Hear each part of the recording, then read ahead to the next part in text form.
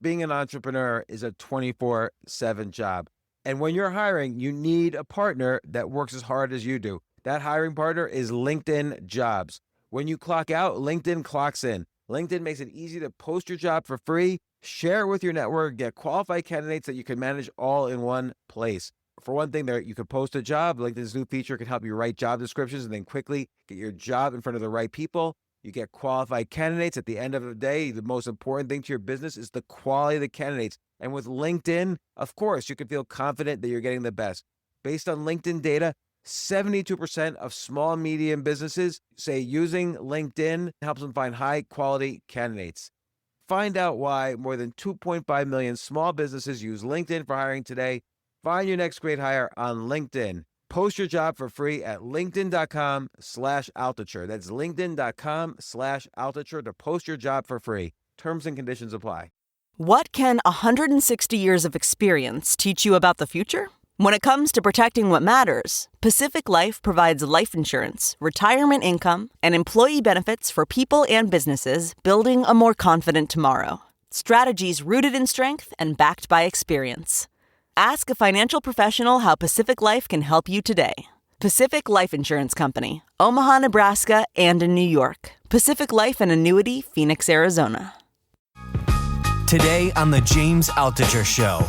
They asked me to go undercover to catch Hanssen in the most unique case the FBI had ever run in a job that I was never trained to do. It was a folder, and in it was a cassette tape, a trash bag, and a bunch of letters. And you try to catch the most notorious spy on earth with that.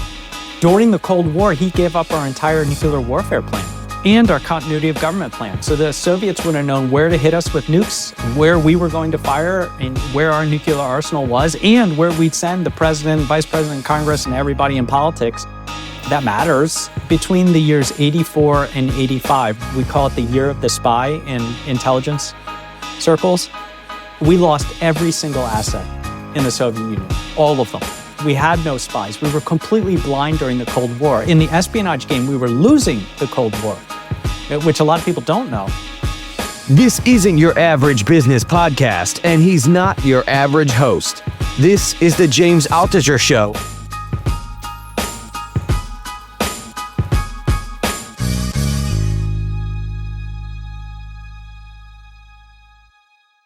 Oh my gosh, I am scared. I learned in this episode all about what's really on the dark web. Also, kind of the scary stuff what's on what's called the deep web. So Eric O'Neill, he was the FBI guy who brought down Robert Hanssen, who was the biggest double agent in U.S. history, was an FBI guy, the FBI guy in charge of researching the Soviet Union. And he was actually working for the Soviet Union at the same time for 22 years. Eric O'Neill is the guy who brought him down. There was a movie made about it called Breach in 2007. Anyway, he wrote the book, Spies, Lies, and Cybercrime, Cybersecurity Tactics to Outsmart Hackers and Disarm Scammers.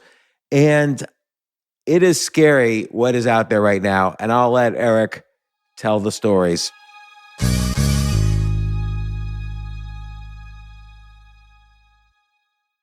Well, Eric, thank you for joining us. Thank you for having me. It's an honor. Your book, Spies, Lies, and Cybercrime. I've read a lot of books on cybersecurity. I've been involved in the internet, obviously, like everyone else, for decades. This was the most comprehensive and scariest book I have ever read about what is happening in the world right now.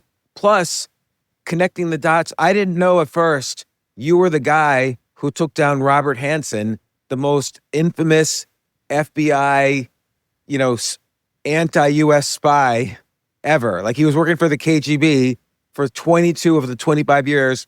He was working for the FBI, and you brought him down.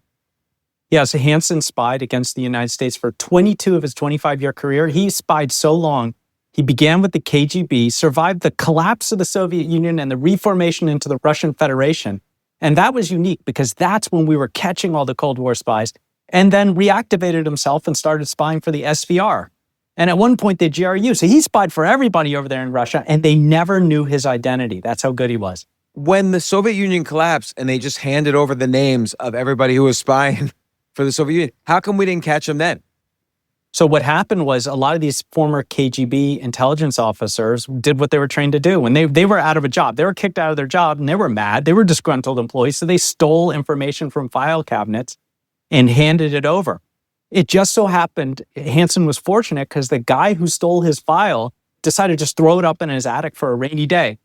And he didn't give it up until years later when he was ready to retire to somewhere warm. So he let it be known to a joint CIA-FBI task force that he had a file of information that might point to the most legendary spy the FBI had ever hunted. A spy only known by the code name Gray Suit. Said, I might have some information you want. It was this slim file of information. It was a folder, and in it was a cassette tape, a trash bag, and a bunch of letters. And you try to catch the most notorious spy on earth with that. But it looked good to the FBI. They bought it for over $14 million, gave this guy witness protection. He moved with his family somewhere warm in the US, I can't say, because, Putin would feed him a plutonium muffin the next morning if he knew where he was. And then the FBI was able to piece together with just that slim bit of information that Robert Hanssen was the spy that they'd been hunting all these years. And in that little room of agents and CIA officers, hearts completely fell because Hanssen wasn't just the most damaging spy and our first cyber spy. He was also this Russian analyst that was asked to catch himself. They brought him on board as the top Russian analyst and said, we've been hunting the spy for all these years. Do you know who it could be? Could you make us a list? And he sent the FBI on years of wild goose chases. And they didn't do that as a tactic, like let's ask the spy himself to catch himself. Like that wasn't sort of a tactic to see if they just had no idea it was him. They had no idea it was him. He was the top analyst on the Soviet Union. That was his job, was counterintelligence to catch spies. So realistically, how much damage did he do in his 22 years in our efforts to spy on the Soviet Union and Russia? The worst damage. His damage is in the billions, and it took the FBI years to correct. In fact, they're still fixing a lot of the problems he caused.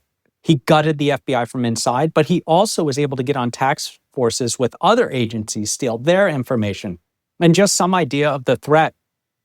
During the Cold War, he gave up our entire nuclear warfare plan and our continuity of government plan. So the Soviets would have known where to hit us with nukes, where we were going to fire, and where our nuclear arsenal was, and where we'd send the president, vice president, Congress, and everybody in politics.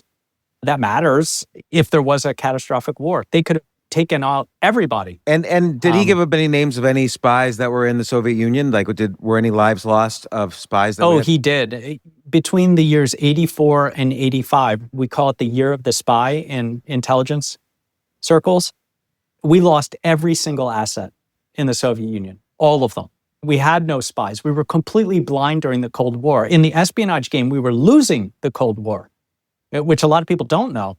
And Hanssen shares those losses, deaths, and some were pressed into hard labor with another spy in the CIA called Aldrich Ames. And because they were giving up some similar information to the spy masters over in Moscow, that was golden intelligence. It was corroborated from two separate sources. Wow. And then when they first started suspecting him, they kind of packaged you to be his quote-unquote assistant. Like you were sort of hired, or however they place the people. They told Robert Hanssen, oh, here's your new assistant. They didn't know you were going to basically be the spy investigating him.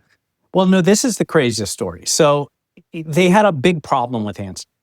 They learned about him in December of 2000. He's going to retire April 2001 with his mandatory retirement of 25-year veterans, gold wash, pension, all that.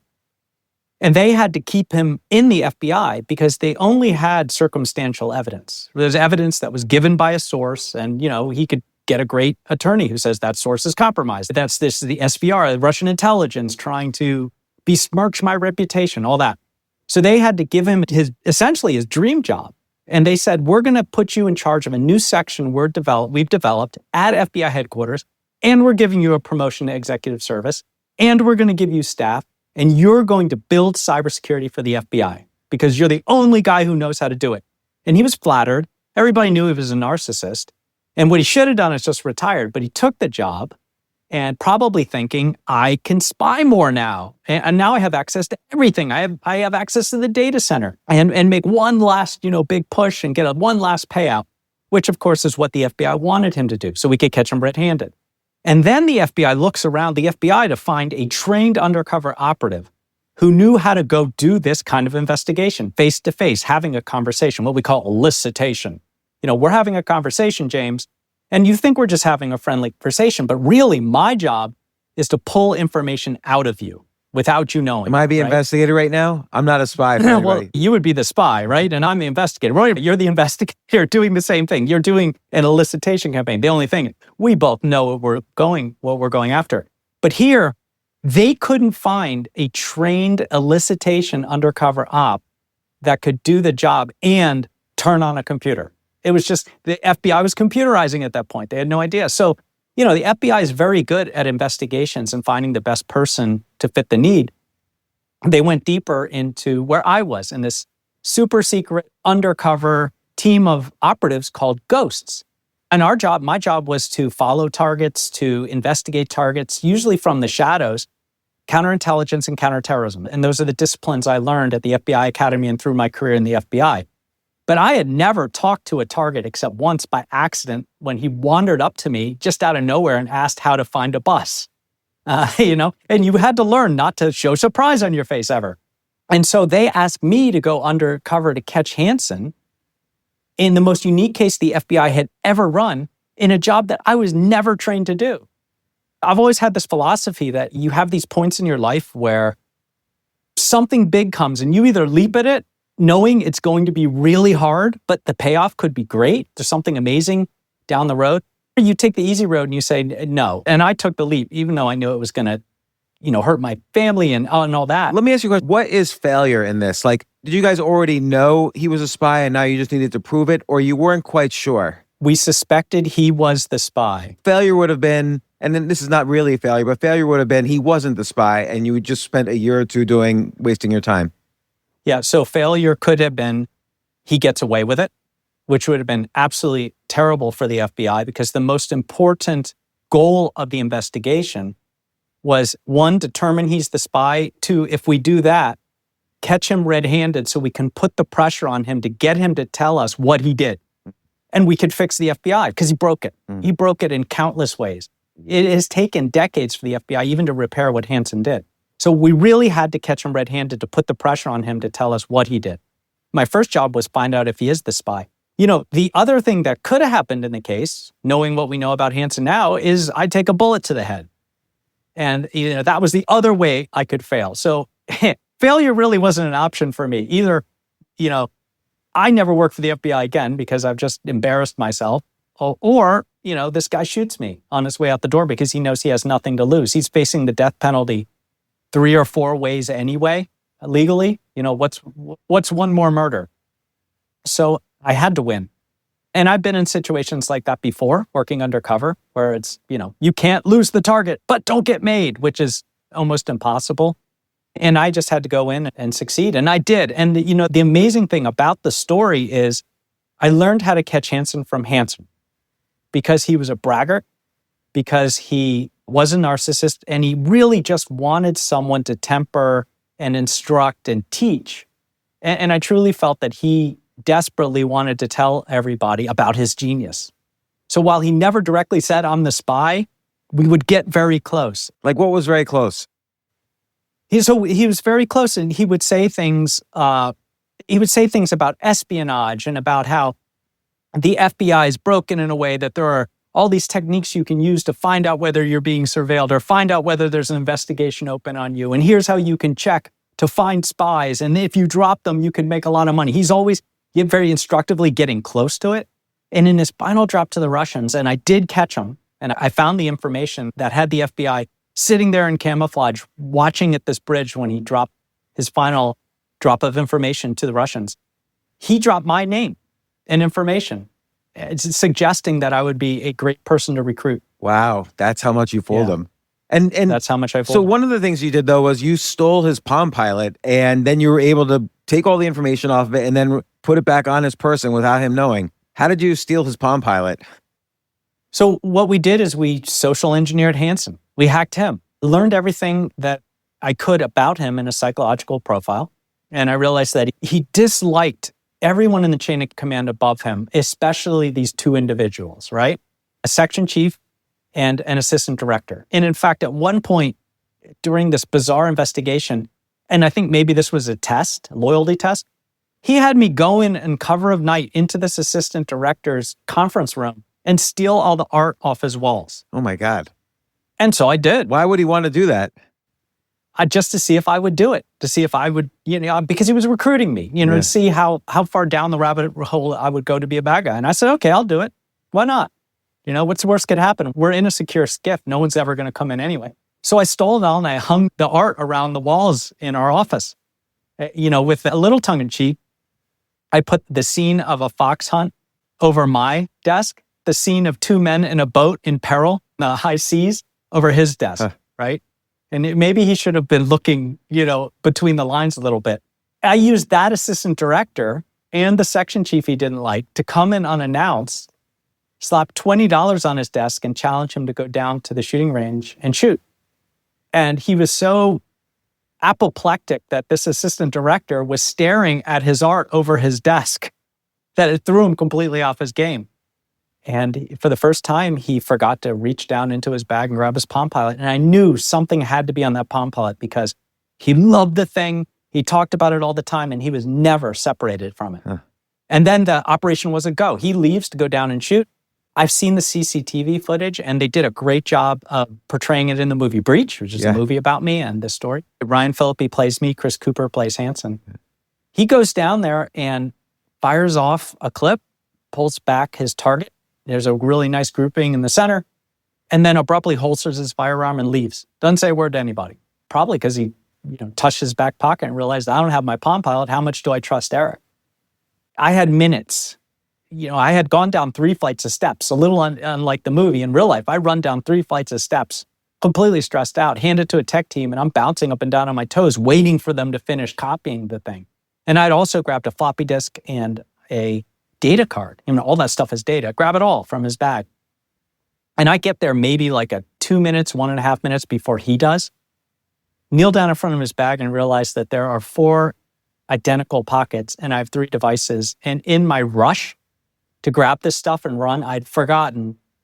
I couldn't, for the life of me, remember what pocket I'd pulled it all out of. And he's coming through the door. So I just dropped all 3, ran to my desk, put the best poker face I've ever had. And just in my mind, I was desperately trying to think of some excuse because there was no way I got this stuff right. And he goes into his office. He slams his door after glaring at me. I hear this telltale zip, and I know I'm doomed. And at that point, I just sat there thinking, there's no way I come out of this okay. I should be running down the hall, but I also realized that this was my mission to win or lose. This was my job. The big job that I had to catch this spy. And it was my duty to sit there and take it one way or the other and do anything I could to bring him back into it. And I think the excuse that I was going to say was I tripped over your bag and everything fell out and I put it back in. And that was just not going to work. Well, what if you just said ignorance? I've just been sitting at my desk the whole time. I don't know what you're talking about. Well, he was one of the most meticulous people in the world, and this was his baby. It's Palm Pilot. He would have immediately known that it was in the wrong pocket and that everything was jumbled and that something was wrong. And then he would have just cut and run and been gone. We wouldn't have caught him. Maybe he'd be, living with Edward Snowden in Moscow, hanging out in an apartment, eating caviar, drinking vodka. But he could have gotten away. So I had to talk him into the case no matter what. And it just Providence, I got it all right. Because he comes out, glares at me, asks if I was in his office. And I said, yeah, I was in there. With the best face ever, just like this. Yeah, I was in there. What's your problem? And I put a memo in your inbox. Didn't you see it? And which I had, because you always have to plan for these things. And he just did this Jedi mind trick that CIA guys like to do, where they just stare at you and then stare at you to get you to break and go, oh, you're right, I did. I was in there. I grabbed your palm. And I didn't, even though I was sweating all down my back. And less than a week later, we caught him on that bridge in Foxstone Park. He had made his final drop to the Russians. Wow. So it turns out I got it right. So, and then you went from there deep into what is probably the most dangerous part of our digital society right now, cybercrime. And I want to get right to it. I don't think people realize, I don't think I realized even how big and dark the dark web is. And before I ask you to define things, what's the worst things you've seen or encountered on the dark web, which is this underbelly of the internet that nobody really ever goes to, except it turns out millions of people go to it that I have no idea. Well, the dark web is part of the internet. And one thing that I wanted to do in the book was show my readers, really show them how depraved it is, but also have them understand that it can't just be shut off. It can't be destroyed. It can't be turned up because it is a part of the internet. And there's a marketplace for anything on there. And just to answer your question, here's two. The body parts bazaar and the sheer amount of sex trafficking that happens on the dark web. Not only in actual people, you can go onto the dark web and bid on a person, usually a young girl, young boys are on there too, and they will deliver them to the hotel room of your choice. And they'll even send you a PDF guide to build your basement dungeon. It's that disturbing. So what does that mean? The soundproof dungeon, is that because you're going to keep them prisoner? Yes. And because forever? Keep them prisoner. Or until you kill them or whatever? Until you kill them. Yeah. It's the largest human trafficking marketplace in the world. And how many people you think are sold this way per year? I don't have the statistics right in front of me, but I use the UN statistics in my book to show that it is a huge amount. And most of it happens through the dark web because it's the only way to really do this with anonymity. Now, you might buy a person on the dark web and they never actually arrive because there are a lot of criminals and fraudsters there too. There is no honor among thieves. But if you are in the marketplaces that are more legitimate and are harder to get to and harder to find, then this happens. Slave labor is a huge reason for dark web human trafficking. And so right now, how many Russian girls or boys or any nationality are in dungeons, you think, you would expect? I'm sure there are thousands all over or more. And it's not just dungeons, of course. That would be a weird personal depravity. Mm-hmm. A lot of these are sex trafficked and sold to brothels, right? All over the earth. You can't escape the brothel. Like, what happens if you just run away?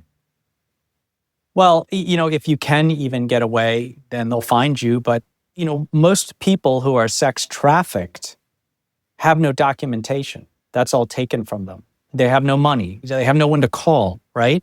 These are sort of the forlorn or the lost, the stolen, and they're purposely given no hope. It's an absolutely terrible and abysmal thing that unfortunately happens in our society, and millions of people go through this every year. And so from what I understand from the book, I would almost categorize very broadly, there's two types of cybercrime that you're focused on. And you kind of make the distinction, which I never thought of before, between the deep web and the dark web. Yes. So the deep web is like all your information's out there. People steal it. Sometimes there's ransomware like, hey, we stole all your information. You wouldn't want this getting out.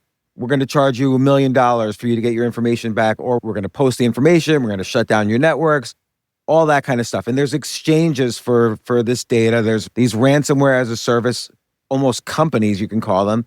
And then there's the dark web where you're actually going and buying like a body part or a sex slave or a gun or a drug or whatever. Yeah, James, let's drill down on that a little bit with the full primer. The internet really has three parts. The surface web, let's think of the surface web as the open to the sunlight area of the internet, right? The mouth of the cave. You're walking into the cave, you see stalactites and stalagmites. You're a tourist, you're feeling good. Anything you can reach out on a browser and receive. Anything that you're getting through Google. The entire history of humanity. All of the social media, all of our web pages. This is where marketing thrives, right? This is the open area of the internet.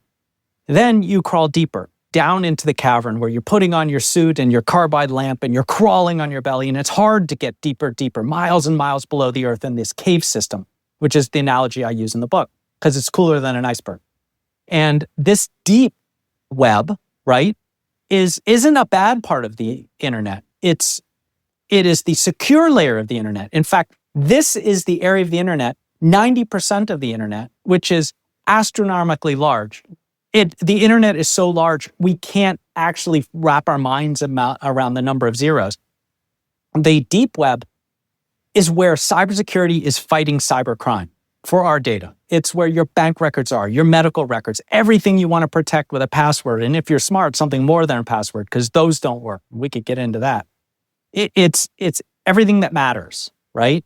And part of the deep web is the dark web. It lives on it like a cancer, like a pustule growing on it, which is why you can't cut it out. You can't excise it because bad guys have backup servers too. And this is where all the marketplaces exist, using special technology in order to access, that are fighting for your data and selling it. And here's where you find all these dark web ransomware as a service attackers, e-toolkits for people who want to get into cybercrime, all of the different marketplaces. You can hire an attacker. During COVID, there were all these stories of enterprising students, for example, during the pandemic when we were all working from home, right? Who would find their way down to dark web marketplaces where they would hire a cyber attacker, sometimes called a hacker, to shut their school down with what's called a DDoS attack. They flood the network and the servers with so much information, it all crashes. And then they get out of school for the day, right? Kind of the modern equivalent of pulling the fire alarm to get out of a test. Well, kids were doing this. So there's so much you can buy in cybercrime on the dark web. All of our identities are for sale. All our username and passwords are for sale. There's something like 6 billion of them. When you say all our usernames and passwords, like your Google email password, is that somewhere on the dark web right now? That's certainly on the dark web. Yes, actually, Google has many times noted that your password's been lost. And you should turn on two-factor authentication to protect yourself from the fact that it's the only thing that's going to keep a dark web cybercriminal from buying your username and password for pennies off the dark web and trying it. Now, that doesn't mean that you personally or any of your listeners would be targeted unless, you work for the federal government or a high-profile company, which is probably true for some of your listeners. There is that micro-targeting, but there are also broad-scale targeting using AI to just try usernames and passwords until they get into accounts. And then you can be a victim of identity theft, fraud. They can use your accounts to launch attacks against all your friends and neighbors and contacts. It can scale to be more damaging from there. So you never want to just rely on your password. It's always password plus something else. Yeah, I've never used two-factor authentication just because I'm lazy, but I think maybe I should start using it. But if I was, let's say one of these students who is going onto the dark web to find a hacker who can attack their school, I would be worried about two things. One is, I don't even know how to find something on the dark web. Like, how does someone go to the dark web? There's no website. Right. Welcome to the dark web. There isn't. And the other thing is, I would be worried if I think I'm actually talking to someone on the dark web. It seems like a good chance I'd be talking to a police officer because... You're right, and you're right. So, yes, it's difficult to get into the dark web marketplaces, and that's by design. The criminals don't want tourists, and they don't want law enforcement, right?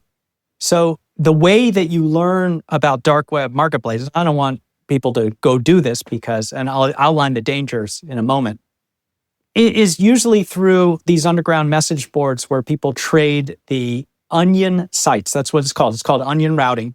So it's .onion are the websites, and they're just this very long string of letters and numbers. They make no rhyme or reason. There's not like our normal web pages where you can actually define it.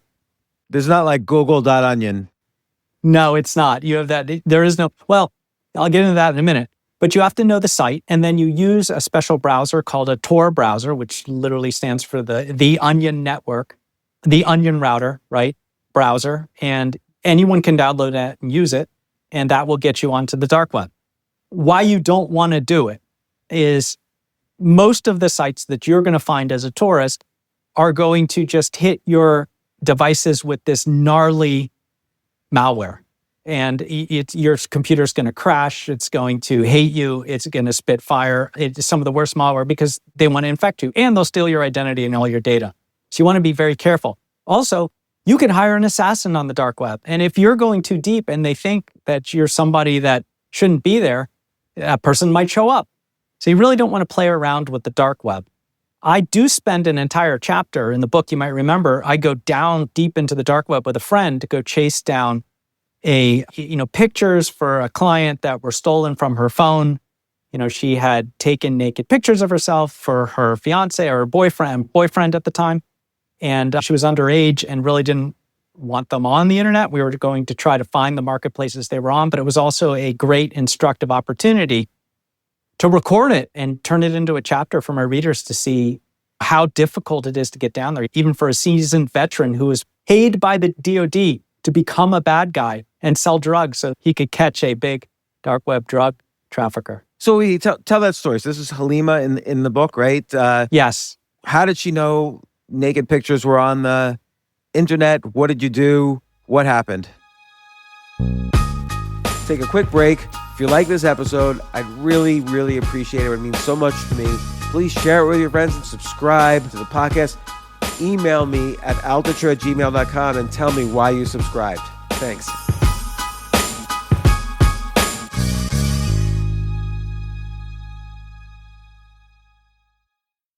In today's world, you have to be super careful with your data, whether it's your passwords, your bank info, your private emails or messages. There is non-stop attempts to get your data. And some of it's like legit corporations stealing your data, and some of it's from hacking, and some of it's from viruses you have on your computer. By the way, everybody probably has some sort of virus on their computer. But here's the thing. You wouldn't take out your wallet in a shady part of town and start flashing your money around, right? Because you're worried that it would get stolen. Well, that's what you do every time you use public Wi-Fi. Public Wi-Fi is the shady part of town. And every time you use public Wi-Fi, you're exposing your data, unless you use ExpressVPN. Every time you connect to an unencrypted network, like let's say you use the public Wi-Fi in the airport, your online data is not secure. Any hacker on the same network, it's not easy, but they can do it. They can gain access to and steal your personal data. Again, passwords, bank logins, credit card details, on and on. It doesn't take much technical knowledge to hack someone. Your data is valuable. ExpressVPN stops hackers from stealing your data by creating a secure encrypted tunnel between your device and the internet. It's rated #1 by top tech reviewers like CNET and The Verge. So for me, it's personally important to use ExpressVPN. I don't know how my data is going to be used. I don't want people to even know where I'm at. I don't want people, obviously, to know my passwords. I probably use the same password for everything, so use that info how you must. But look, secure your online data today by visiting expressvpn.com/Altucher. And the Altucher is all in caps, ALTUCHER. That's ExpressVPN, EXPRESSVPN. expressvpn.com/Altucher to find out how you can get up to 4 extra months. expressvpn.com/Altucher.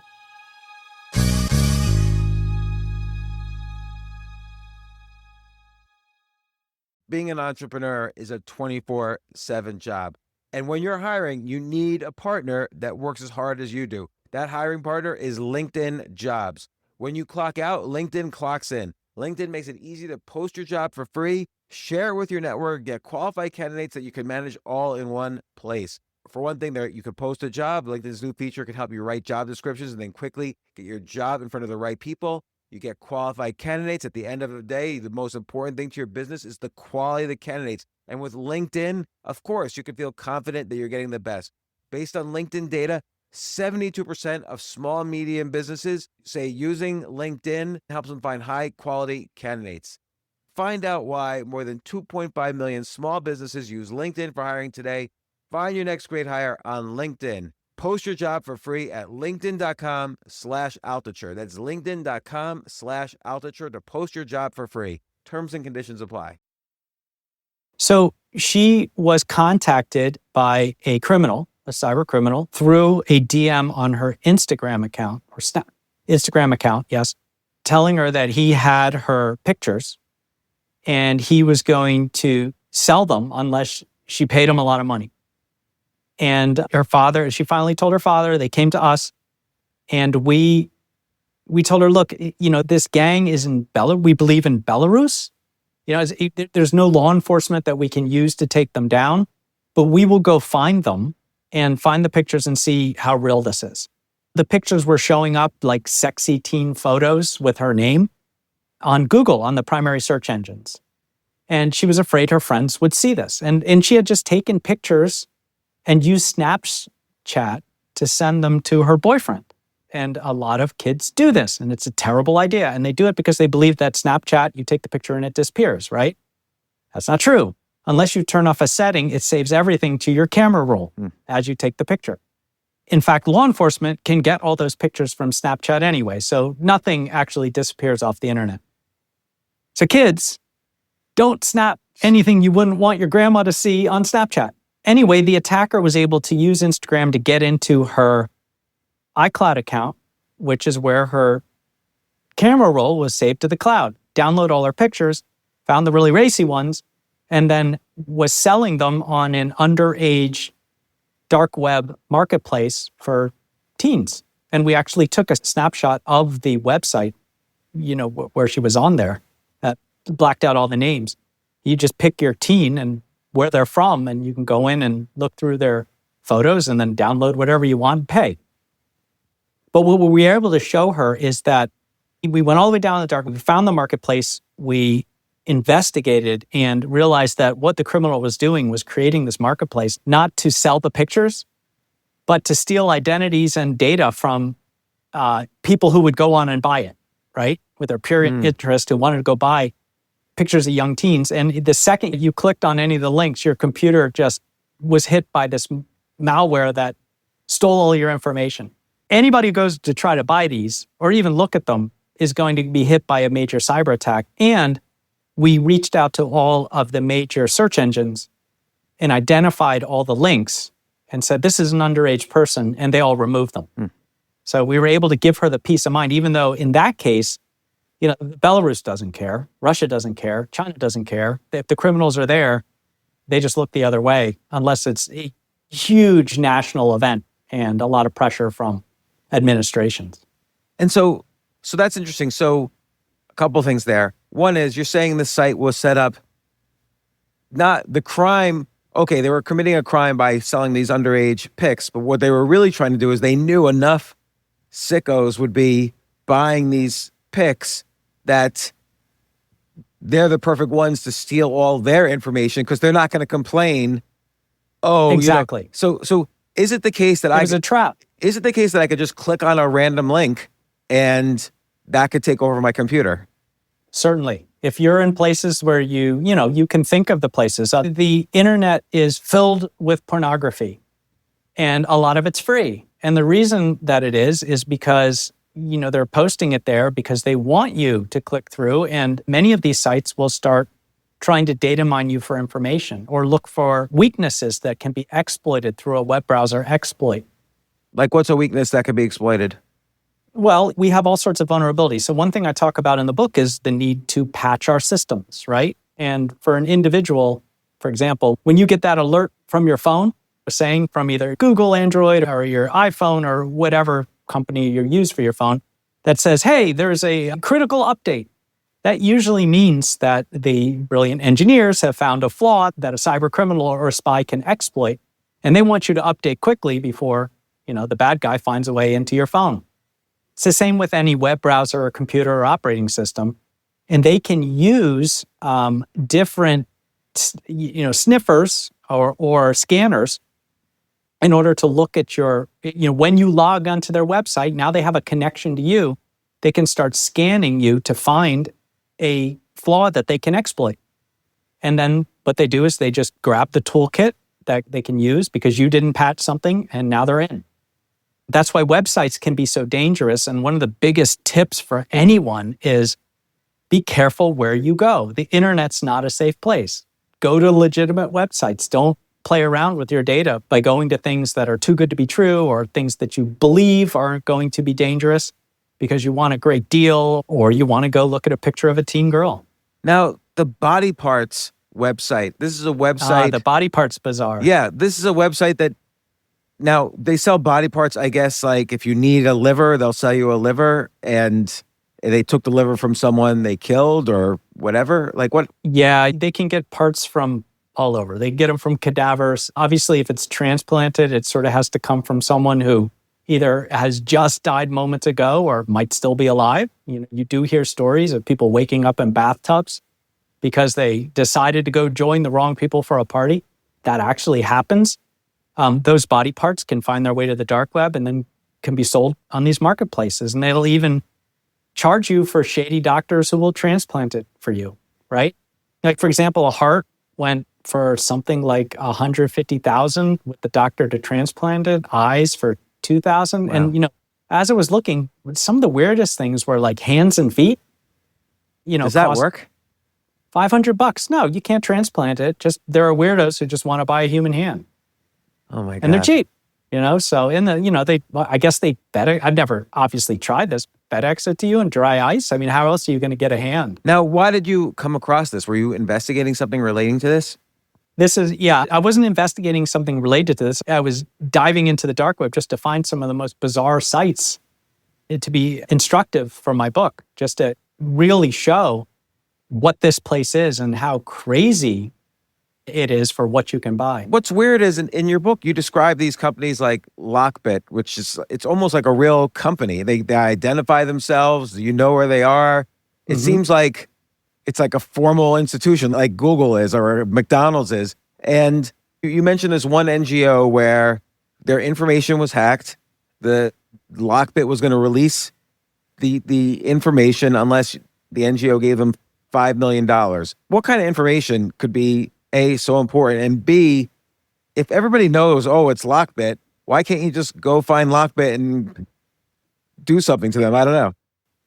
Well, let's unpack all that. So first of all, the NGO story is my through story for the book. I wanted the stories to read like true crime, thrillers, right? Each story. But I didn't want it to just be like a collection of short stories that teaches something. I wanted to have that one core story that carries you through the book. And just as I was writing the book, a client had this horrible cyber attack, and I was right in the middle of it. And I was recording and remembering everything. And that became my through story that carries you from the beginning all the way to the end. And this was an NGO, a non-governmental organization that did government contracting, primarily with USAID and humanitarian work all over the world, including in Ukraine, and was attacked by a Lockbit, which is actually Lockbit 2.0, right? The upgraded version of the cybercrime syndicate, which is a Russian cybercrime syndicate who attacked the NGO because they were doing humanitarian work in Ukraine.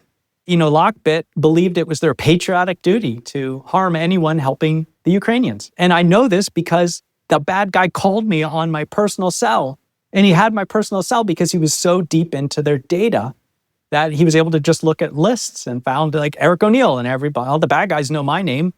And he called me directly and said, why are you playing around? Just get them to pay. They have insurance. And I don't want to give away the story, but we were able to save that company. And it was really clever how we figured it out. And what kind of information did they want to sell? Like, why was it worth that much money? Right. Yes, your original question. The cybercrime syndicates know how to exert pressure. Pressure is the golden rule for cyber criminals. Pressure means that you don't think. Pressure means that you pay. And what they were claiming is that they had a wealth of customer data, but also the data of people that the company was helping. And that could destroy the reputation of the company if they found out that they're helping all these people that were essentially resettling refugees in Ukraine, and suddenly all their data was released. Could you imagine? And now the Russians know the identity of these people, and they could cause physical harm in the middle of a war. So the company was terrified, and the number one goal for the investigation was to determine what the attackers had stolen, because they said they had everything. So we had to prove that they didn't have anything, and at the same time keep them on the line and keep them negotiating before they released whatever they had. Another situation that you write about is, and I remember this from a few years ago, several casinos in Las Vegas were just like shut down because they were subject of ransomware. Like some organization stole all their data or no, actually just seized control of their computer systems, like shutting down the elevators, and they were just going to keep things shut down unless they paid. And I believe they paid, right? So what was that all about?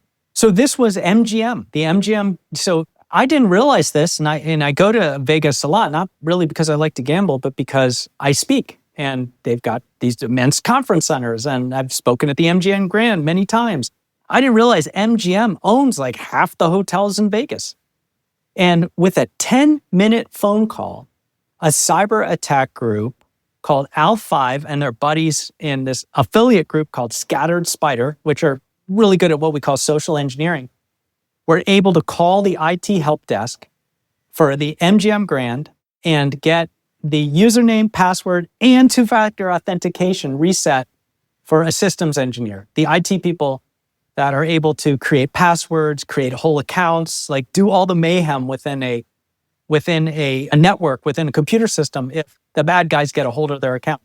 And then become that person and then spread throughout, not just the MGM Grand, but all these other hotels and bring it all down with a ransomware attack. And what makes it a cool story for an author isn't just that they were brought down by a ransomware attack, it's the unfortunate chaos that happened. I mean, to the point where people couldn't check into the hotels. People who were checked into the hotels, their room key wouldn't work. And then randomly, some people's room key opened every room in the hotel. I mean, this is Vegas. Imagine the chaos for that. You couldn't make a reservation to eat or for a show. The gambling tables were down. None of the slot machines worked. So now you're in Vegas, and I don't know what else other people do in Vegas, but those are like the top three things to do. Eat, gamble, and go see a show, right? You couldn't do any of that. They're sending people to other hotels. And here's the kicker, because you always look for one little hook, right?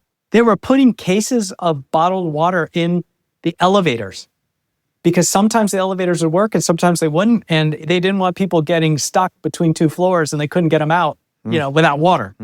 So it was bananas. And I don't believe they paid, but they had to do the immense amount of work to get out from under it and remediate the attack, which took them weeks. And I mean, they lost more than $100 million just in downtime and a magnitude worse in reputation and sending people to other hotels. So it was a disaster for them. And that same cyber attack group was then pummeled by the FBI. Al5, the FBI went into the dark web, found all their servers, found all of their websites, took it all down, stole cryptocurrency, stole decryption keys from them, like really went in and punished them because, the FBI loves Vegas too. And the leader of Al5, this dude like Al5.sup or whatever his name was, he swore he would be back because these guys are all hysterical and back with a vengeance. And they did. They came back, they rebranded, they came back and they launched this attack, which was our biggest critical infrastructure attack here in the US against Change Healthcare, which you might remember. It was November 2023 when MGM was attacked. And then by December, the FBI attacked Al5. And then by February of 2024, Change Health was attacked and nobody could go to a pharmacy and fill a prescription. And that was Al5 because bad guys have backups too. And they just restored all their servers from backup and were right back in business. And that's why you can't shut down the dark web. Law enforcement can't do it. They can just do little things here and there. We need to protect ourselves. Why isn't every company every day just down because of all of this? Like, it seems like there's so much better at it. And just in general, offense is easier to do than defense because defense, you don't know what you're defending against. So why isn't just every company down all the time? Companies are constantly down. They don't always tell you when they're down. You might have just, noticed that, we never know whether it's a cyber attack or a glitch. Like CrowdStrike was a big cybersecurity company, went down and then you couldn't fly on planes and there was chaos everywhere, but that was a glitch. Amazon Web Services just went down and that was also a glitch, not a cyber attack. Just as many companies go down through a cyber attack, they don't always say it unless they have to. Media doesn't report on it as much as they should. And I think some of that is that the media doesn't understand this, so they should all read my book. And there are so many cyber criminals, and there are a lot of them, but there are a lot more companies. So it's a little bit of roulette whether that ball lands on you or not. Also, cybersecurity is getting good. I mean, if a company invests in robust cybersecurity that's offensive, that hunts threats, doesn't just play defense, they have a good chance of catching the breach before it does a huge amount of damage and limiting that exposure and saving themselves. With my company, that's what we do with a lot of cybersecurity advising is helping companies get to that point. And the more companies that do that, the more we dry up the dark web. It's sort of like putting a sign on your lawn that say, we have dogs. Whether or not you have dogs or not, doesn't even matter. Like, oh, they have dogs. I'm going to focus on the houses that don't have the signs, we have dogs. So once a company does a little bit, probably the cyber attacker say, okay, it's not worth it. There's 6,000 other companies we can look at? Yeah, that's a good place. So in security, we call that displacement. I like to give kinetic examples for, cyber, right? Because we understand physical. I did this case for a client. It was a housing community in Washington, D.C., in a bad part of Washington, D.C., and they were just tired of crime. And I mean, to the point where some of the crime was actually in the community. People were selling drugs from their first-story windows, people who would come in off the street, and they would have to figure that out. So we went in and we looked. The first thing we did was looked at all the other communities like this, housing communities surrounding them. And then we went to our client and said, I know you don't have any money, so we're going to make you a little bit better than your neighbors. And we did. Built a wall, put some cameras up, good lighting, made it really hard for criminals to go and do anything. And you know what they did? They were displaced. They just went to the neighbors. Now, does that solve the crime problem? No. But for your client or for that company, you can translate that to cybercrime. It does save you. So yeah, it's the companies that don't do a little bit of work. And it can be painful and it can be expensive, but it is far less expensive than getting hit by a cyber attack and losing everything. Now, would you say, somebody was once telling me that probably every company in the Fortune 500 has already been attacked, and there are like sleeper cells, these bots, these bot armies that are probably sitting on every desk and just waiting to be activated to do some harm somewhere. Do you think that's true? I don't think that in particular is true. Now, them all being attacked, certainly. Companies get attacked thousands of times a day. If you were to look at the chain of an investigative chain and say an attack is an attempt, right? That could be an attack. Then they're constantly bombarded from attacks, especially in the Fortune 500. That's big game hunters are going after them. They can be very clever and really understand the company and launch a much more successful attack. But these constant bombardment attacks happen all the time. It's kind of like having an umbrella against the rain. Now, whether they've been successfully attacked and the criminals have left something behind is a little less likely. It does happen. But when a company is attacked successfully, they go through an immense amount of pain to clean everything up. And usually you're going back to a backup that is before the attack. You're bringing in people like me to find every place the bad guy went and completely scrub them out of it. And then you're bleaching everything to make sure the bad guy's not there and that they can't get right back in, at least using the same attack vector. Companies that get attacked end up being stronger than they were before if they survive. Now, speaking of getting bombarded thousands of times a day, like I get emails, I'm sure everyone gets emails all day long, things like, oh, someone's trying to use your Google account, click here if that's not you. Obviously, that's a phishing attack. And I always kind of look at the real, the real data being sent. You can kind of, what is it called? You can look at the actual HTML of the email. Yes, right. You can look at the web address of the attack or who is sending you the email address of the person sending it to you. And if you just click on it, you can usually tell. Now, sometimes they get really clever, but the real trick here is don't click through the link. If you get an email from Gmail that says there's an attempt to compromise, right? And we blocked it, but you should change your password. That's the most tricky one. And if you see that, then don't click.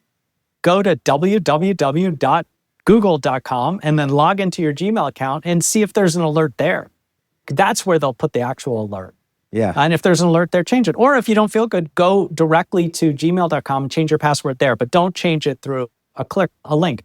When you get the email, especially as we move into the holidays, right, that says we tried to deliver your package, but it was held up. It's sitting at the warehouse.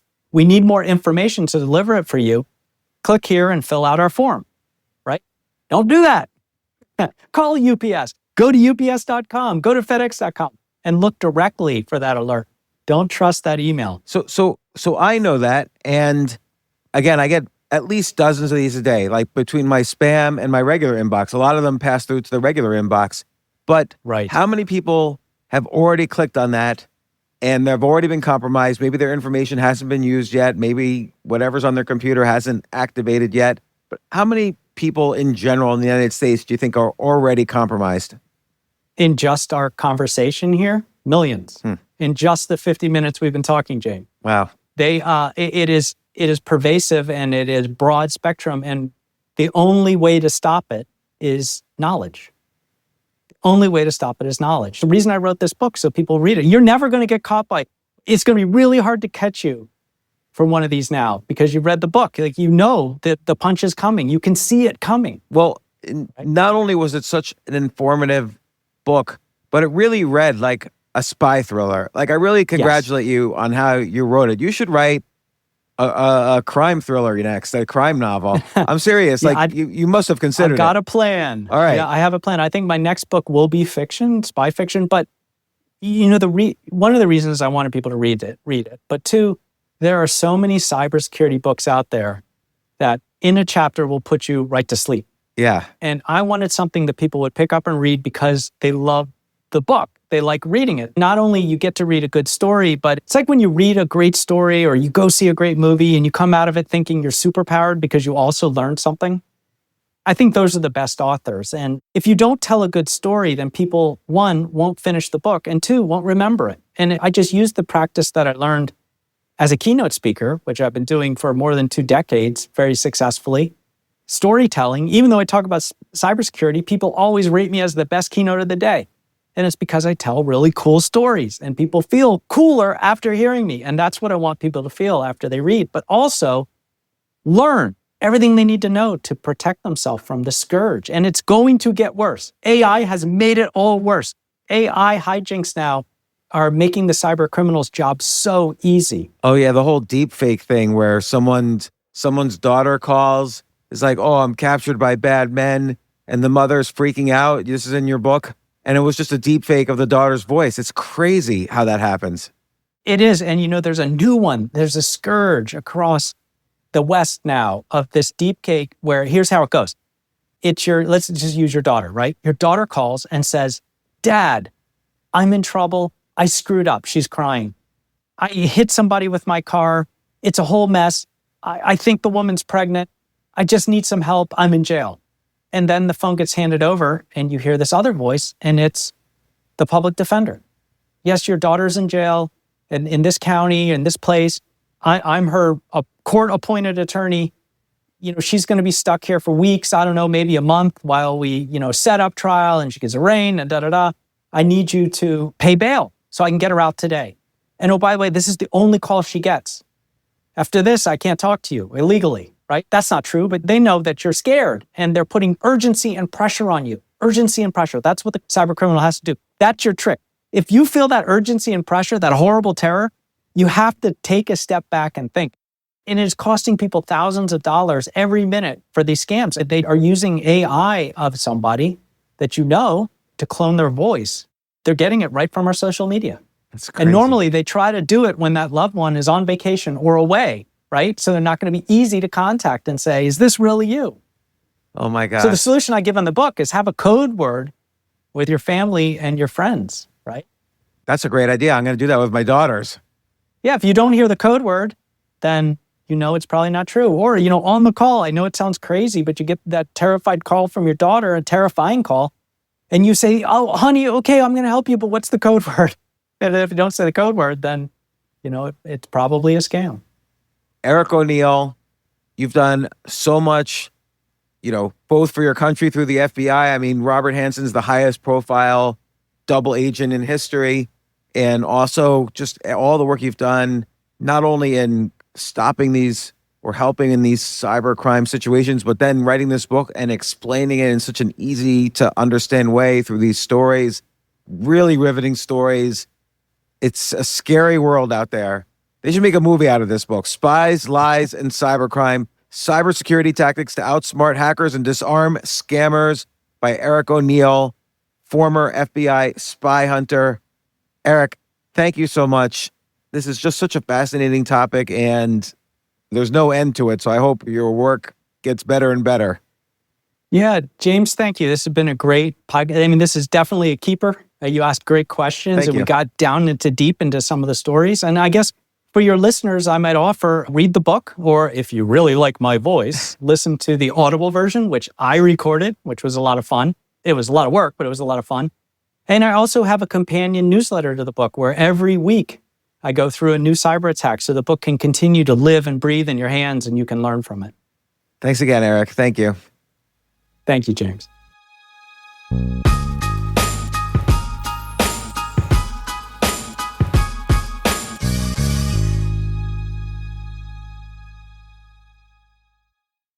This October, Fear is free on Pluto TV with horror movie collections from Paranormal Activity, The Ring, You will die in 7 days. Scream, and From Dusk Till Dawn. This is my kind of place. And don't miss the man-made nightmares in Mary Shelley's Frankenstein or the world-ending chaos in 28 Days Later. Something in the blood. All the scares, all for free. Pluto TV. Stream now, pay never.